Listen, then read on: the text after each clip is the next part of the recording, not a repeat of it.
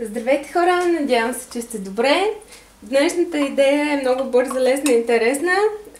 Ще си направим шоколадови елхички, които може да сложим на връхчето, като връхчета на мъфинки, или просто да зарадваме дечицата с един такъв малък жест за тях, да им направим някакъв вид вкусотийки за Коледа.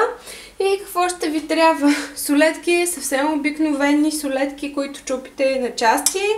Бял шоколад, който ще отцветите в зелено. Или в друг цвят, разбира се, може и бяло да го оставите. И такива шарени пръчици за декорация. Тук вече съм си разтопила шоколада.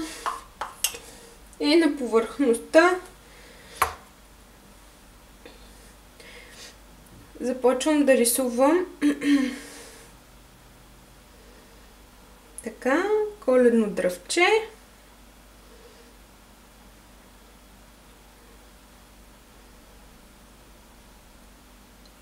Отдолу съм си поставила едно целофаново фолио, което след като засъхне дръвчето,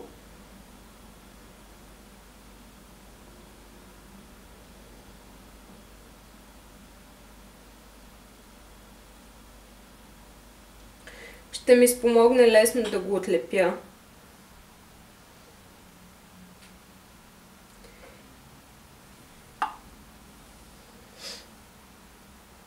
Идеята е много лесна и интересна и мисля, че децата много ще я харесат наистина. Това нещо го оставите след като е готово. Го украсяваме така. След като е готово, го оставяте на стайна температура да стегне някъде около 2 часа и отлепите с помощта на лъжичка.